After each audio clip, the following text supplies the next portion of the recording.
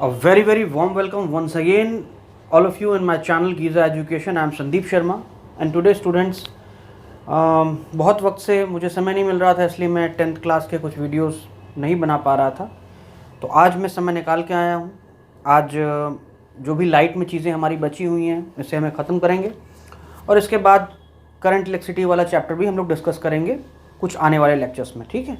So today हम लोगों ने लास्ट वीडियो में if I remember, then in the last very video I was discussing about refraction. Okay, so today we are going to talk about lens, है ना। तो lens क्या है और लेंस को समझने के लिए बड़ा ही इजी टॉपिक है। आप पहले माइंड को एकदम फ्रेश कर लीजिए।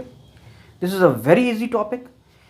क्या कह रहा है लेंस? देखिए, बेसिकली लेंस की अगर टेक्निकल डेफिनेशन पे जाते हैं, that it is a homogeneous transparent and a refracting medium having two of its surface either curved or one of the surface is curved, another would be a plane one. तो ये तो हो गई technical definition कि lens एक refracting medium है। Lens एक ऐसा मीडियम है जो ट्रांसपेरेंट है, यानी आर पार आप देख सकते हैं। यानी अगर मेरे पास कोई ग्लास की प्लेट है, मान लेते हैं ऐसे ग्लास की कोई प्लेट है, ये उसकी मोटाई है, मान लेते हैं, हमने थोड़ा सा बड़ा दिखा दिया है, बट मान लीजिए ग्लास की प्लेट है, ट्रांसपेरेंट है। ट्रांसपेरेंट तो ये है, ठीक, यानी कि हम इसके आर पार देख सकते हैं, ठीक। इसके बाद ये होमोजीनियस है। What do you mean by homogeneous?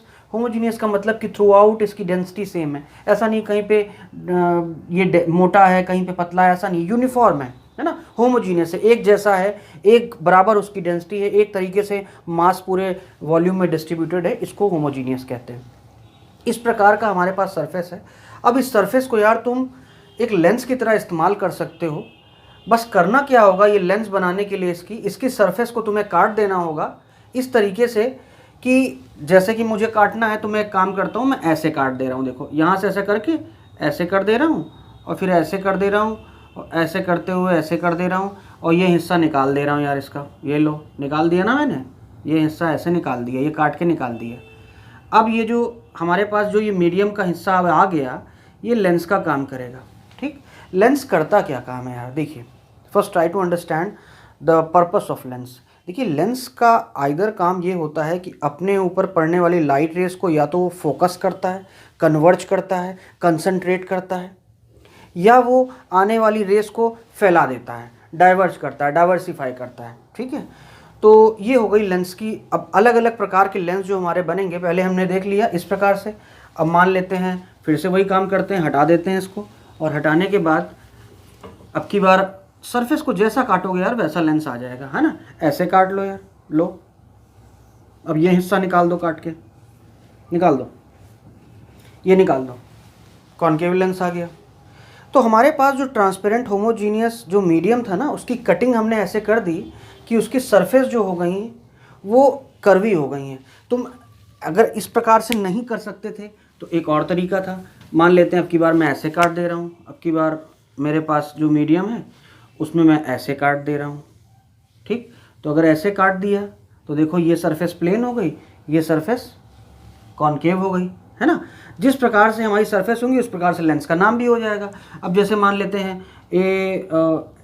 अब की बार हमने कटिंग ऐसे कर दी, मान लेते हैं हमने ऐसे कटिंग कर दी, इस सरफेस को प्लेन ही रखा और इधर से मैंने ऐसे काट दिया, यानी कि अब की बार ऐसे काट कर मटेरियल निकाल दिया, ठीक है। तो जो हमारे पास सरफेस आई, तो जिस प्रकार से हमारी सरफेस होंगी वैसे उसका नाम होगा।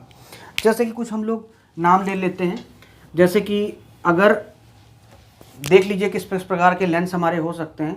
अगर दोनों सरफेस, अब ये सरफेस देखिए इधर से और इधर से देखिए, इधर से भी ये कॉन्वेक्स नज़र आ रही है आपको और उधर से भी, है ना, बल्जिंग आउट है, कॉन्वेक्स है। तो ये हो गया बाई कॉन्वेक्स। क्या हो गया ये? बाई कॉन्वेक्स, ठीक। इसी प्रकार से अब यहाँ पे देखिए, इसको देखिए, अब देखो इधर से ये कॉनकेव नज़र आ रही है, उधर से भी ये कॉनकेव नज़र आ रही है, तो ये हो गया बाई कॉनकेव। क्या हो गया ये? By concave. By convex, by concave, समझ में आया आपको, ठीक।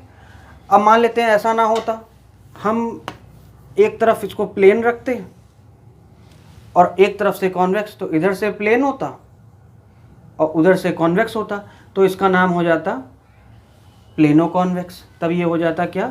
Plano convex. इधर से कॉन्वेक्स और उधर से प्लेन, है ना। तो ये प्लेनो कॉन्वेक्स हो जाता, प्लेनो कॉन्वेक्स, कॉन्वेक्सो प्लेन भी कह सकते हैं, लेकिन जनरली ये नाम यूज़ किया जाता है। यहाँ पे देखिए इधर से कॉनकेव है, अब उधर से हमने सरफेस ऐसी रखी होती, प्लेन रखी होती है, तो कटिंग के ऊपर है ना यार, तुम कटिंग कैसे करते हो, सरफेस कैसे दिखाई देगी तुमको। जो हमारे पास प्लेट थी उसको उस तरीके से काट के निकाल दिया। इधर से देखिए कॉनकेव नज़र आई, उधर से प्लेन नज़र आ रही है, तो ये प्लेनो कॉनकेव हो गया, प्लेनो कॉनकेव। तो तुम्हें परेशान होने की जरूरत नहीं, जैसी सरफेस मान ले तुम्हारे सामने मैं बना रहा हूँ, ये लो बना दिया। अब देखो इधर से तुम्हें क्या नज़र आ रहा है, कॉनकेव सरफेस, उधर से तुम्हें कॉन्वेक्स सरफेस नजर आ रही है, तो इसको कॉनकेवो कॉन्वेक्स लिख सकते हो। तो जिस प्रकार की सरफेस होगी, आपकी बुकों में दिया है, मैंने केवल आपको बेसिक चीज़ समझा दी है कि जिस प्रकार की सरफेस होगी वैसे नाम होगा। दोनों सरफेस देख लो क्या है, इधर से कॉनकेव है, उधर से कॉन्वेक्स है, कॉनकेवो कॉन्वेक्स। इधर से कॉनकेव है, उधर से प्लेन है, प्लेनो कॉनकेव कहो या कॉनकेवो प्लेन कहो, लेकिन प्लेनो कॉनकेव कहते हैं, इसको जल्दी पहले लिखते हैं। अच्छा ये मैं बता दूं, ये अगर ऐसे रखा है और अगर ये इसी प्लेनो कॉनकेव को तुम ऐसे भी रख सकते हो, उसमें कोई फ़र्क नहीं पड़ेगा, ये एक ही चीज़ है। ये भी प्लेनो, ये भी, इसको बाय कॉन्वेक्स हटा दो, है ना, ये भी प्लेनो कॉनकेव है, ये भी प्लेनो कॉनकेव है, इधर से प्लेन उधर से कॉनकेव। इसको तुम ऐसे रखो या ऐसे रख दो, क्या फ़र्क पड़ता है यार, उससे कोई दिक्कत नहीं है, वो एक ही चीज़ है। ये दोनों एक ही चीज़ है, ये दोनों एक ही चीज़ है। ओके, ये बात समझ में आई आपको। अब मैं कुछ चीज़ें जो हैं इनकी बताने जा रहा हूँ आपको। जैसे आप देख सकते हैं कि इनकी सरफेस दोनों तरफ से कर्व है, तो इनकी रेडियस ऑफ कर्वेचर अगर दोनों की सेम होगी, जो कर्वेचर ये है वही कर्वेचर ये है, तो ये ऐसे कैसे पता चलता है इसका रेडियस ऑफ कर्वेचर। वही तरीका जैसे पुराना आपने देखा था ना, इसका सेंटर ऑफ कर्वेचर होगा तो मान लो उस प्रकार से रेडियस ऑफ कर्वेचर होगा इसका, ठीक है। इसी प्रकार से तो इस सरफेस का रेडियस ऑफ कर्वेचर इधर होगा और इस सरफेस का रेडियस ऑफ कर्वेचर इधर होगा, क्योंकि ये कर्वेचर इधर से बन रहा है ना, तो यहाँ मान लो, ठीक है। तो यहाँ पर जब दोनों रेडियस ऑफ, आप इनको ज्वाइन कर दीजिए, ऐसे मान लेते हैं, एक लाइन भी खींच लीजिए इसको, ठीक है। तो ये जो है वो R2 है और ये जो है वो R1 है, क्योंकि ये सरफेस का इधर पड़ेगा और इस सरफेस का इधर पड़ेगा। भाई जिधर कर्वेचर होगा उधर ही तो उसका सेंटर पड़ेगा ना, आप आए तो उस साइड ही उसकी रेडियस ऑफ कर्वेचर नापी जाएगी। तो इन दोनों को अगर ध्यान से देखा जाए तो जब R1 और R2 अलग अलग होंगी तो ऐसा भी लेंस हो सकता है कि इनकी R1 और R2 अलग हो, और ऐसे भी लेंस होंगे जिसके दोनों की रेडियस ऑफ कर्वेचर जो है सेम होंगी, ठीक है। अब इन दोनों में अगर आप देखिए, अगर मान लेते हैं कि दोनों सरफेस की रेडियस ऑफ कर्वेचर सेम है तो वो भी पॉसिबिलिटी है, और दोनों रेडियस ऑफ कर्वेचर अलग अलग है तो ही पॉसिबिलिटी है। अगर सेम कर्वेचर का होगा तो बड़ा एक जैसा दिखाई देगा, इस प्रकार से दिखाई देगा। और मान लेते हैं दोनों का रेडियस ऑफ कर्वेचर अलग अलग है, तो इधर पता चला ज़्यादा हो गया, इधर कम हो गया, तो फिर थोड़ा सा ऐसा दिखाई दे सकता है। कॉन्वेक्स में भी यही चीज़ हो सकती है, जैसे कॉन्वेक्स बना रहे हैं, जब दोनों रेडियस ऑफ कर्वेचर अलग अलग होंगी तो थोड़ा सा अलग ढंग का दिखाई देगा, और जब दोनों रेडियस ऑफ कर्वेचर बराबर होंगी तब वो एकदम यूनिफॉर्म सा दिखाई देगा, इस प्रकार सा, है ना। खैर ये तो अलग चीज़ है। अब कुछ चीज़ें हम लोग को जाननी है अबाउट द लेंस, कुछ खास टर्म्स हम लोग यूज़ करने वाले लेंस में, जैसे प्रिंसिपल एक्सिस, ऑप्टिकल सेंटर, ये सब क्या है। ऑप्टिकल सेंटर को थोड़ा अच्छे से समझना है, that is a different thing. देखिए सबसे पहला काम तो मैं कोई भी एक लेंस से ही मैं आपको कोई बाई कॉन्वेक्स लेंस बना के उसी में सारी चीज़ समझा देता हूँ, ठीक है। कॉनकेव में भी समझा दूंगा। अब देखो ऐसा है, पहली बात ध्यान सुनो, इसको थोड़ा सा और मोटा बना लेते हैं ताकि अपनी बात को अच्छे से हम कह सकें।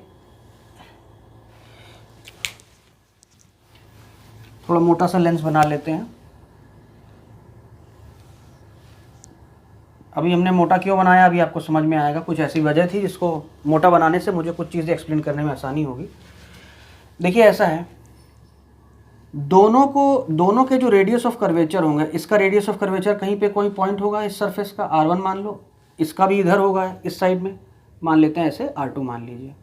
इन दोनों को ज्वाइन करने वाली जो लाइन होगी, इन दोनों को पॉइंट को ज्वाइन कर दिए और लाइन को आगे बढ़ा दिए दोनों तरफ से, ठीक है। Extend the line from the both side, so this is your principal axis, principal axis. ये बात समझ में आई। अब जो सेकंड टर्म मैं समझाने जा रहा हूँ, the very second term is a very important one, look very carefully, बहुत अच्छे से देखिए, ध्यान समझिए उस चीज़ को। कोई आपकी रे है, मान लेते हैं इस प्रकार से आपकी रे है, ये आ रही है। अब ऐसा हुआ कि ये रे ऐसे आ रही थी, अब जिस पॉइंट पर पड़ी तो यहाँ पे रिफ्रैक्शन होगा, आपको पता है। तो एक काम करो, यहाँ से एक नॉर्मल खींचो, तो तुम्हें पता है कि सरफेस पे जब भी नॉर्मल खींचते हैं हम लोग, चाहे कोई भी सरफेस पे खींचें, वो हमेशा रेडियस ऑफ कर्वेचर ही हो जाता है, यानी वो सेंटर ऑफ कर्वेचर से पास ही होगा। ये हमेशा याद रखिए। यहाँ पे नॉर्मल खींचेंगे तो ये यहाँ से जाएगा ना, ऐसे ये चला गया। अब देखो रिफ्रैक्शन का फिनोमेना ये कहता है ना, देखो ये रे है, अब रेयर मीडियम से डेंसर मीडियम में जा रही है। ये ग्लास का मीडियम है और ये मीडियम जो है एयर है। तो ये डेंसर मीडियम में जब जाएगी, ध्यान रखिए, तो नॉर्मल की तरफ बेंड करेगी। तो ये नॉर्मल है, तो जाना इसको ऐसे चाहिए था, लेकिन ये बेंड कर जाएगी नॉर्मल की तरफ थोड़ा, तो ऐसे हो जाएगी, है ना। तो इसको ऐसे कर देते हैं। तो ये नॉर्मल की तरफ ऐसे चली गई, ऐसे पास होती हुई यहाँ पहुँच गई। अब इस पॉइंट पे भी रिफ्रैक्शन होगा, क्योंकि अब बाहर आने वाली मीडियम से। तो इस पॉइंट पर आप जो है रेडियस ऑफ कर्वेचर खींच दीजिए, सेंटर ऑफ कर्वेचर से ज्वाइन करती हुई लाइन यहाँ पे 90 डिग्री बनाती हुई खींच दीजिए। तो देखिए अब इसको, अगर ये नहीं मीडियम खत्म हो रहा होता तो सीधे चली जाती, लेकिन चूंकि फिर से वो रेयर में जा रही है, तो रेयर में जा रही है तो इसका मतलब ये है कि डेंसर से रेयर में जब जाती है तो नॉर्मल से अवे बेंड होती है। तो जो इसकी सीध थी उससे थोड़ा सा और अवे हो जाएगी नॉर्मल से, है ना। तो ऐसे चली जाएगी। अब गौर करो, क्या ये लाइन तुमको ये लाइन के पैरेलल नहीं दिखाई दे रही है? जब ये आपकी इमर्जेंट रे है, क्या है ये? इमर्जेंट रे। जब आपकी इमर्जेंट रे आपकी इंसिडेंट रे के पैरेलल हो जाए, तो लेंस के अंदर वो जिस पॉइंट पर प्रिंसिपल एक्सिस को काट रही होती है वो आपका ऑप्टिकल सेंटर होता है। समझ में आई बात? क्या होता है ये? Optical centre. समझ लीजिए पहले, फिर से एक बार समझ लीजिए। मैंने कहा if the emergent ray become parallel to the incident ray, then at the point at which it cut the principal axis is known as optical center. You can pause the video, go back and just repeat what I had said so that you can write the definition down there. तो ये optical center clear हुआ आपको, what optical center means? Okay, I can show this in the case of concave lens as well. Let me show you. concave lens बनाता हूँ और उसमें मैं आपको optical center वाली definition को समझाते हुए बातें clear करता हूँ। मान लेते हैं ये हमारा concave lens है, ठीक है। इधर रेडियस ऑफ कर्वेचर होगा, मान लेते हैं। अब इसका रेडियस ऑफ कर्वेचर इस सरफेस का तो इधर ही होगा, तो यहाँ पे R1 होगा इधर, ठीक है। और इसी प्रकार से उधर होगा इस सरफेस का R2। समझ में आई बात? उधर R1 था पिछले वाले केस में और इधर R2 था, लेकिन यहाँ R1 R2 ऐसे ऐसे होगा। आई होप समझ में आए। इधर तरफ कर्वेचर, इधर पे रेडियस होगा। फिर से वही काम करो यार, एक लाइन लाओ, ये आई लाइन, ये आ रही है ऐसे सीधी, ठीक। अब इस पॉइंट पर आपको वही करना है, आपको रिफ्रैक्शन फिनोमेना करना है। तो जाना इसको ऐसे चाहिए था, लेकिन नॉर्मल डेंसर मीडियम में गई तो नॉर्मल की तरफ बेंड होगी, तो नॉर्मल की तरफ थोड़ी बेंड हो गई होगी ऐसे, और ऐसे आ गई होगी यहाँ पे, ठीक है। ए ऐसे काटती हुई यहाँ चली आई होगी। फिर इस पॉइंट पर आप नॉर्मल खींच दीजिए। अब देखो इसको जाना ऐसे चाहिए था, लेकिन अब नॉर्मल, चूँकि ये डेंसर से रेयर में जा रही है तो नॉर्मल से अवे बेंड होगी। जाना ऐसे चाहिए था तो नॉर्मल से अवे बेंड हो जाएगी, यानी कि जाना इसको ऐसे चाहिए था। मैं ज़रा इसको ऐसे बना देता हूँ। तो जाना इसको ऐसे चाहिए था, लेकिन जाएगी ऐसे। तो फिर से ये लाइन इस लाइन के पैरेलल हो गई, तो जिस पॉइंट पर काट रही होगी ये ऑप्टिकल सेंटर हो गया आपका। ये बात समझ में आई आपको? अब ऑप्टिकल सेंटर से रिलेटेड एक रेशियो है, वो रेशियो कैसे आया हम लोग उसमें नहीं जाएंगे। मैं सीधे आपको बता रहा हूँ कि वो रेशियो आप याद रखिए, क्योंकि बहुत जगह वो इस्तेमाल होगा। ये ऑप्टिकल सेंटर के बारे में एक कंडीशन दी हुई है, and you can use this condition any time to really get some of your results. Okay, so what that condition is which is related to optical centre, let's see. First let me rub this down. Okay, shall I rub this down? Okay, so now I'm rubbing this, and again I'm making a convex lens. I should have made it with the concave lens as well, but let it's making with the convex lens. मान लेते हैं ये इसका optical centre है, मान लेते हैं कहीं पे ये ऑप्टिकल सेंटर है, ठीक है। अब ऐसा है, मान लेते हैं ये वाली सरफेस का R1 इधर होगा, ये तो बताना कोई बड़ी बात नहीं है। उस सरफेस का R2 इधर होगा, क्योंकि इधर कर्वेचर के साइड उसका रेडियस ऑफ कर्वेचर होता है। ये सरफेस पहली है तो इस सरफेस के लिए उधर होगा, इसलिए R1 बोल दिया, क्योंकि पहली सरफेस है। ये सरफेस दूसरी है और उसका कर्वेचर इस साइड में है, कर्वेचर इस साइड दिखा रहा है रेडियस, तो इसलिए इधर होगा। अब देखो क्या करना है, आप इस चीज़ को नाम दे दीजिए O, इसको नाम दे दीजिए P, इसको नाम दे दीजिए Q। ऐसा है, अगर आप गौर करें तो आपको ये नज़र नहीं आ रहा है कि ये जो लेंस है ये ऑप्टिकल सेंटर इस लेंस की थिकनेस को, ये लेंस की थिकनेस है, लेंस की मोटाई है, इसकी मोटाई ये क्योंकि ये मोटाई के बीच में ही कहीं पड़ रहा है, तो इस पूरी लेंथ को, इस मोटाई को एक रेशियो में काट रहा होगा ये। अब ये रेशियो क्या होगा, इस रेशियो को अगर आप लिखें तो वो होगा OP अपॉन OQ, यही होगा ना, OP अपॉन OQ यही रेशियो होगा। ऑप्टिकल सेंटर इन दोनों को जिस रेशियो में काट रहा है वो ये है, ठीक है। और ये जो मैं बता रहा हूँ उसको ध्यान रखिएगा, ये बराबर होगा आपका R1 अपॉन R2 के। ये कंडीशन आप नोट कर लीजिए अच्छे से। यानी हमेशा जो ऑप्टिकल सेंटर होता है, याद रखिए, जो ऑप्टिकल सेंटर होता है लेंस की थिकनेस को रेडियस ऑफ कर्वेचर के रेशियो में काट देता है। कैसे पता लगेगा किस पे R1 लिखना है, किस पे R2 लिखना है? तो OP लेंथ जो है वो इस सरफेस से लेंथ देखी जा रही है, तो इस सरफेस के लिए R1 है और OQ लेंथ के लिए R2 है। तो OP ओवर OQ यानी कि ये जो ऑप्टिकल सेंटर ने इस विड्थ को, इस लेंस की मोटाई को जिस रेशियो में काटा है वो OP अपॉन OQ है। तो OP upon OQ is equal to R1 by R2 मैंने जो लिखा है हमेशा R1 का मतलब R1 ये लेंथ हो गई R1 है और ये लेंथ है R2। क्या समझ में आया? क्योंकि पहली सरफेस का रेडियस ऑफ कर्वेचर ये, दूसरी सरफेस का रेडियस ऑफ कर्वेचर ये, ठीक है। कॉनकेव लेंस के लिए भी वही चीज़ होता, लेकिन वहाँ पर आप ये जानते हैं कि वहाँ पर R1 और R1 आपका इधर ही होता है, चूँकि इधर ही कर्वेचर है, पहला कर्वेचर का रेडियस इधर ही, कर्वेचर इधर है, तो उसका R1 भी इधर होगा। ये आपका R1 हो जाएगा उस केस में, और ये आपका R2 हो जाएगा अगर यहाँ पे कोई पॉइंट है R2, ठीक है।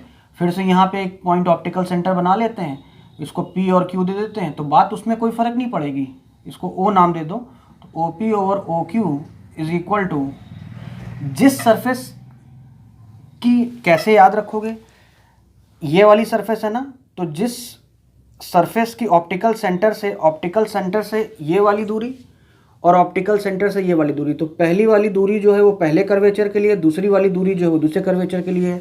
तो पहली वाली दूरी अपॉन दूसरी वाली दूरी, तो पहली वाली दूरी ऑप्टिकल सेंटर से, तो पहले वाले जो भी पहला वाला कर्वेचर है उसका रेडियस, और जो भी दूसरा वाला कर्वेचर है उसका रेडियस, पहले वाले कर्वेचर का रेडियस, दूसरे वाले कर्वेचर का रेडियस।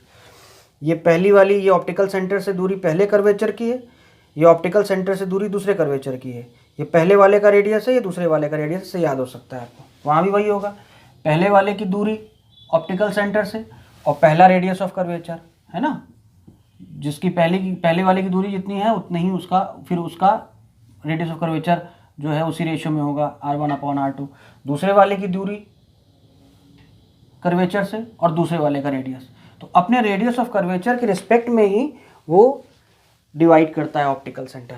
अब देखो जरा मुद्दे की बात, ये फॉर्मूला बताने का मतलब क्या था, what is the benefit you will get out of it, let's see.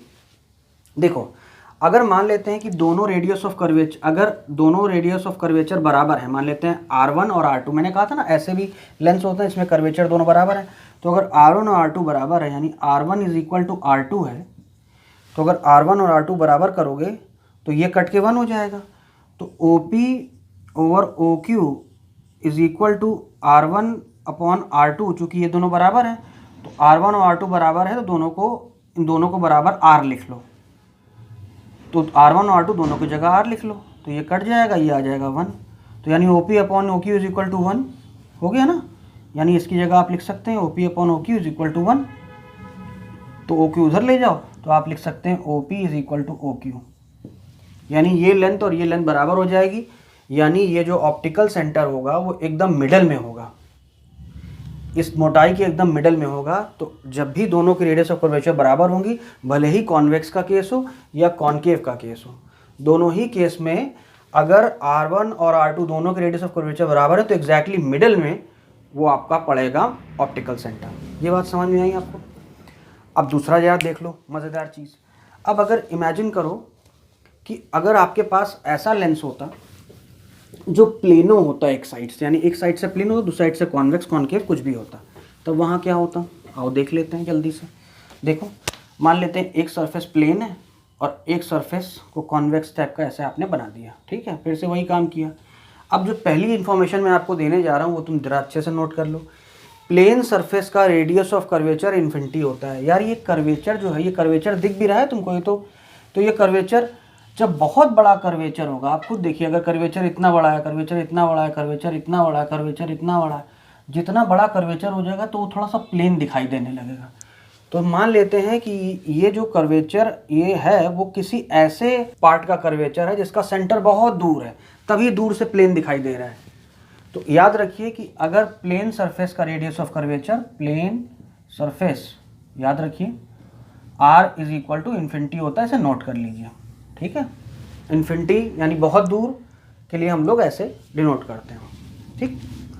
अब देखो इससे क्या होगा, पहले हम लोग एक काम करते हैं, एक रिफ्रैक्शन फिनोमेना कर देते हैं। मान लेते हैं यहाँ से कोई रे आ रही है, ए ऐसे, ठीक, यहाँ पड़ी, इस प्रकार से यहाँ पड़ी, तो यहाँ पर आपको तो इसका पता है कि यहाँ पर तो प्लेन सरफेस है तो इसका नॉर्मल तो ऐसे ही बनेगा। अब ये बेंड होगी ना थोड़ा सा, तो ये बेंड जब होगी तो ये देखो कहाँ से जा रही है, अभी हमको नहीं पता, अभी हम इसको ऐसे ही बना दे रहे हैं। ये सरफेस से पहुंची, अब देखिए इस पॉइंट का नॉर्मल तो यही हो गया, क्योंकि ये सरफेस पे तो नॉर्मल खुद ही है, तो जाना ऐसे चाहिए, तो नॉर्मल से बेंड होगी, तो ऐसे चली जाएगी, ऐसे बना लो तो ऐसे चली जाएगी, पैरेलल हो गई ना उसके। अब तुमने कहा कि मैंने यहाँ पे क्यों बना दिया इसका, यहाँ से क्यों जाएगी, अभी जरा देखते हैं। मान लेते हैं यही तुम्हारा ऑप्टिकल सेंटर, इसको ओ नाम दे दो। तो जो तुम कहते थे ओ पी उस to O Q is equal to R1/R2 कहते थे ना, अब देखो मज़ा, O P is to O Q, तो ओ पी यानी कि वो सेंटर की दूरी कर्वेचर से होती थी, तो यहाँ पे पी है, और क्यू जो पॉइंट है वो तो ओ और क्यू तो मिल ही गए एक प्रकार से, तो O P upon O Q is equal to R1/R2। तो ओ पी आप देखिए, O P upon O Q, अब पहले वाले अब भूल जाओ इसको, तुम O P upon O Q लिखा आपने, तुमको नहीं पता क्या चीज़ है ये, आप R1 R2 को जानते हैं। R1 ये आप जानते हैं कि पहली वाली सरफेस का, प्लेन सरफेस का रेडियस ऑफ कर्वेचर तो इन्फिनिटी होगा, तो क्यों ना हम इसकी जगह यहाँ पे लिख लें इन्फिनिटी, ठीक है। और R2 दूसरी सरफेस का जो भी होगा उसको R लिख लो, जो भी होगा दूसरी सरफेस का कर्वेचर उसको R मान लेते हैं। अब इन्फिनिटी होता क्या यार, याद रखिए 1/0 को ही हम लोग इन्फिनिटी कहते हैं, ठीक है। तो क्यों ना इन्फिनिटी की जगह लिख लें हम लोग 1/0, तो ओ पी और O Q is equal to 1/0, तो 0 इंटू आर करोगे तो वैसे भी वो तो 0 ही हो जाएगा, तो इसको हटा ही लो, हटा दो इसको आर को यहाँ से, ठीक।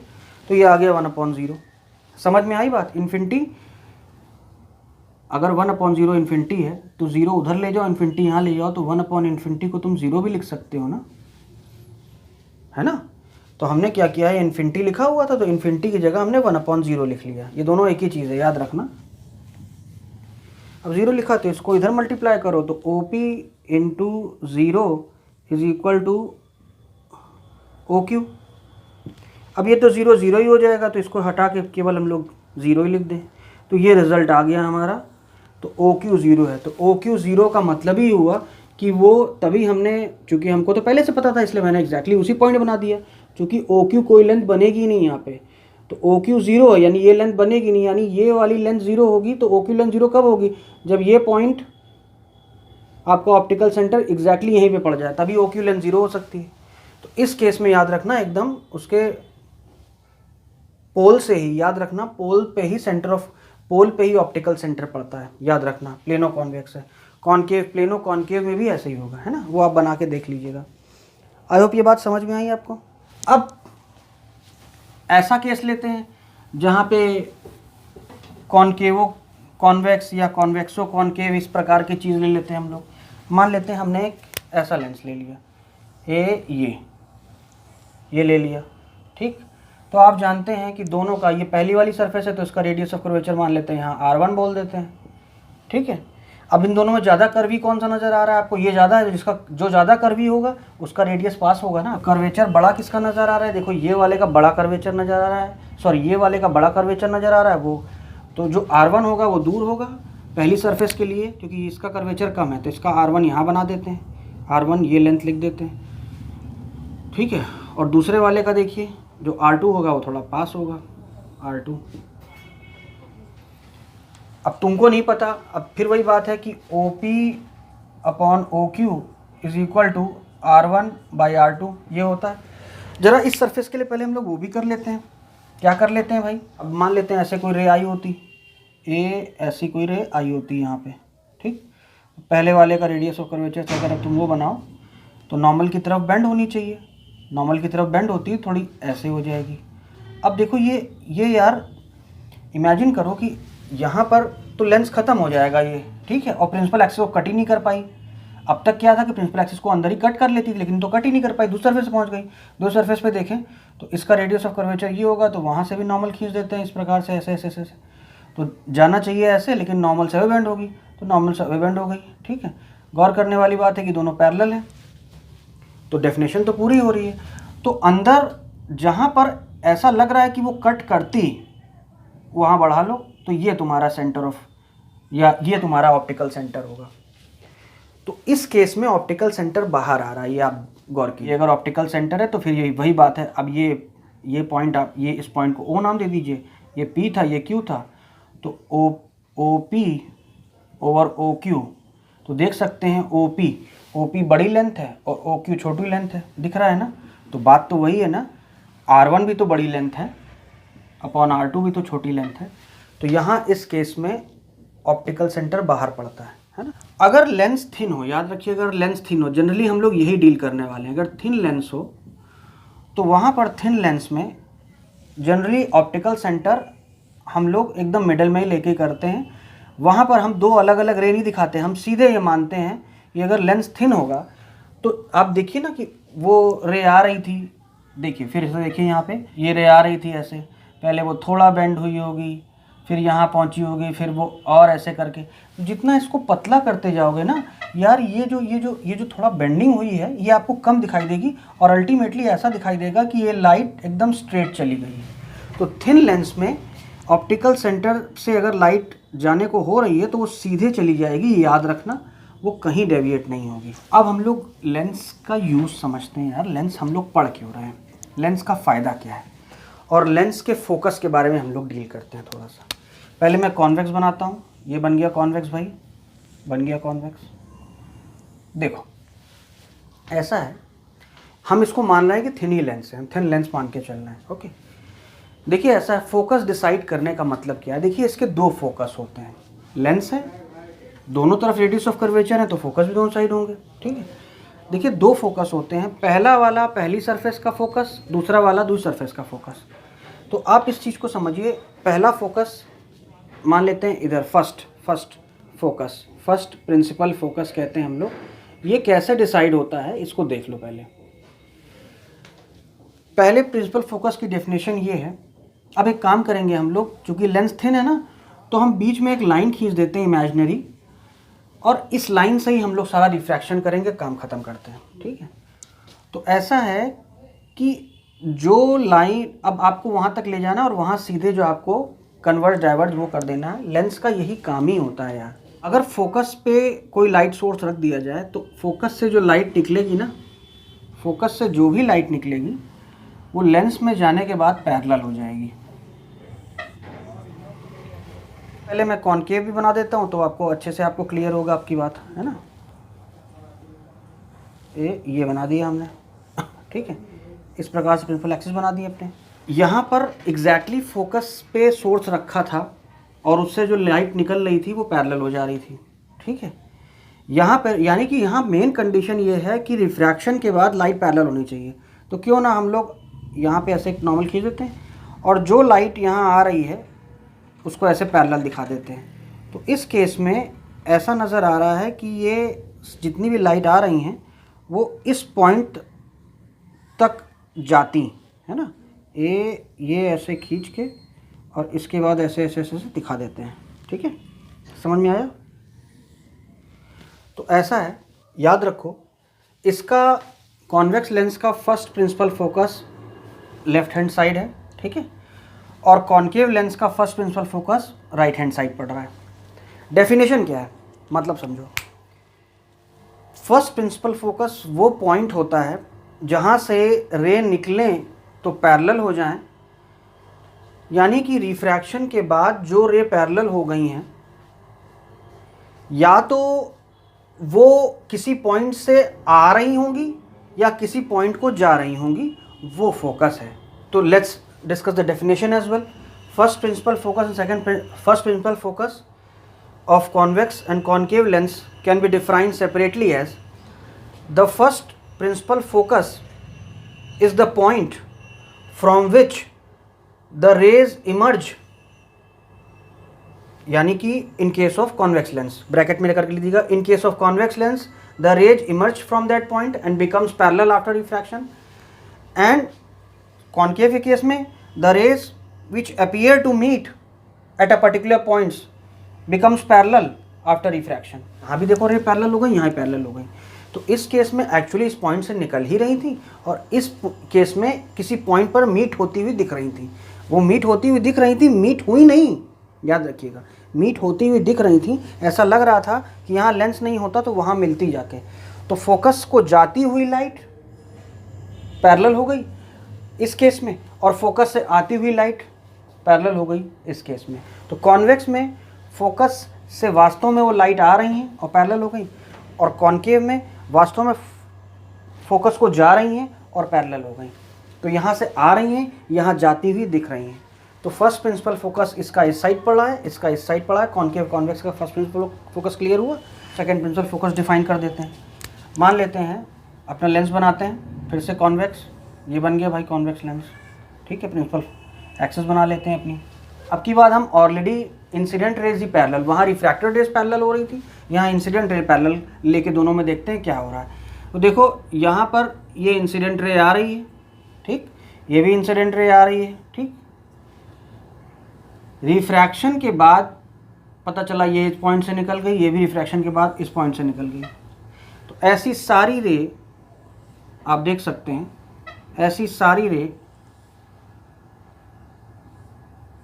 तो कॉन्वेक्स में देखें हम लोग, तो कॉन्वेक्स में वास्तव में एक्चुअली में जो इंसिडेंट रेस पैरेलल हैं वो जिस पॉइंट से पास होकर जा रही हैं वो इसका सेकंड प्रिंसिपल फोकस है। Second principal